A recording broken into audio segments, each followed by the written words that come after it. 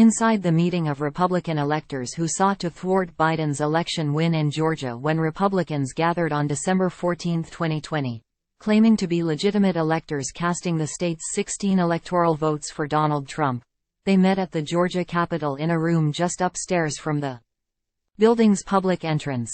A Trump campaign official asked for the electors' complete discretion, telling them to say only that they were meeting with 2 state senators who were there.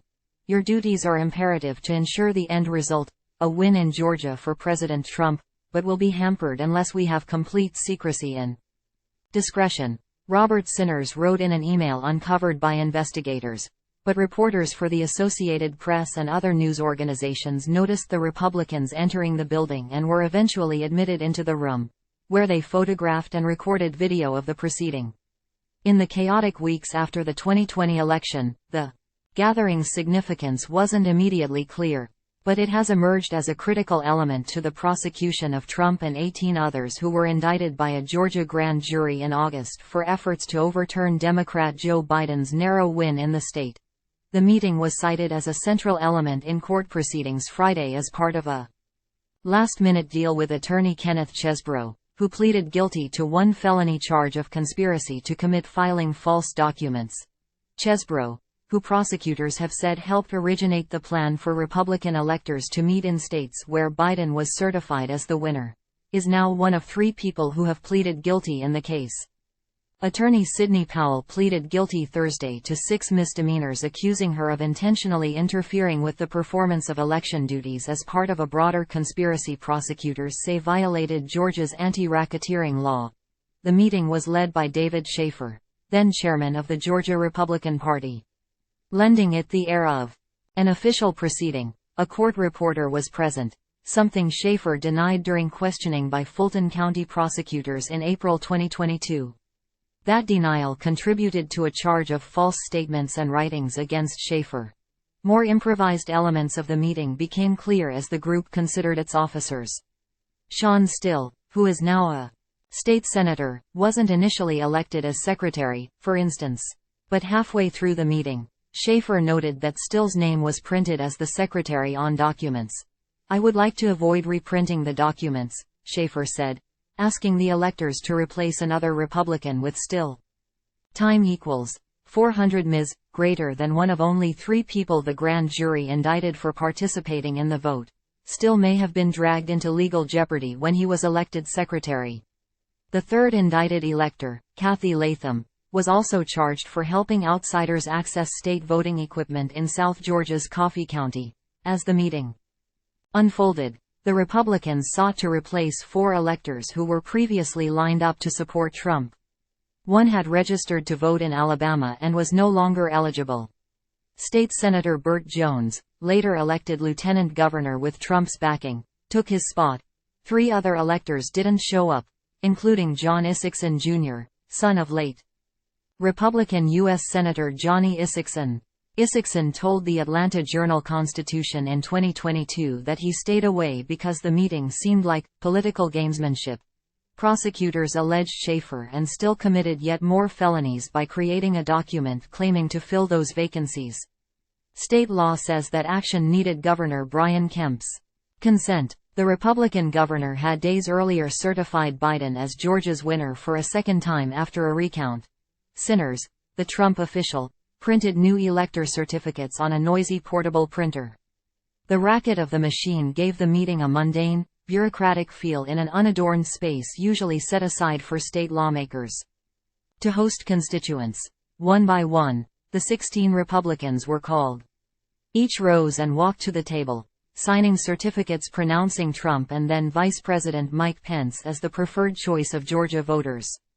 That's the moment, grand jurors allege, when they committed the felonies for which they've been charged: impersonating a public officer, first-degree forgery, and making false statements in writing.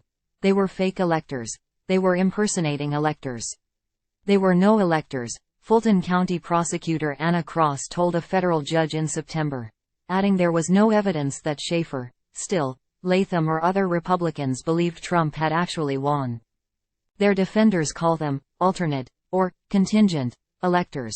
saying they were just trying to keep Trump's legal options open as a lawsuit challenged Georgia's election results.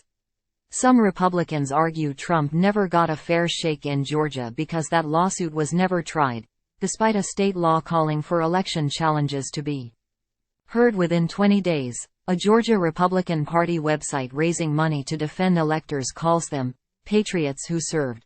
If we did not hold this meeting, then our election contest would effectively be abandoned, Schaefer said during the December meeting, talking to attorney Ray Smith, who was there advising the electors and was also indicted. And so the only way for us to have any judge consider the merits of our complaint, the thousands of people who we allege voted unlawfully, is for us to have this meeting. Schaefer defended his actions then and now by citing an episode that played out in Hawaii in 1960. Democrats met that year after Republican Richard Nixon was certified as the state's winner and sent 3 electoral votes to the U.S. Senate backing John F. Kennedy. Todd Zywicki, a law professor at George Mason University in Virginia, signed a July 11 declaration concluding actions by Schaefer and other Georgia Republican electors were lawful, reasonable, proper and necessary, considering the election contest and the Hawaii precedent. Lawyers for the indicted electors argue it was up to Congress to determine which slates should be counted. But Fulton County District Attorney Fani Willis' office, in a court filing, disputed Schaefer's claim that the actions of Georgia Republicans in 2020 bore any similarity to those of Hawaii Democrats in 1960. Her staff cites a major distinction.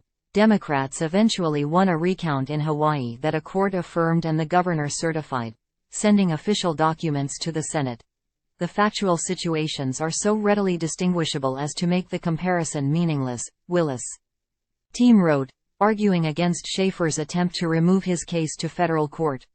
Willis' office wrote that the Republican meeting was used to further a clumsy but relentless pressure campaign on the vice president and state legislatures, and as a means to publicly undermine the legitimate results of the presidential election. Sinners, the Trump campaign staffer who helped arrange the meeting, now rejects its purpose. He denies the notion that Trump won Georgia and now works for Brad Raffensperger, the Republican Secretary of State who came to national attention for rebuffing pressure from the then president to find enough votes to ensure his win. Sinners cooperated with the U.S. House committee that investigated the violent insurrection on January 6, 2021. He hasn't said whether he's cooperating with Willis. In an interview, he made his regrets clear about what unfolded in the Georgia Capitol during one of the most turbulent periods in American politics. This was an ill-advised attempt by the former president's campaign to create a false reality of victory, Sinners said.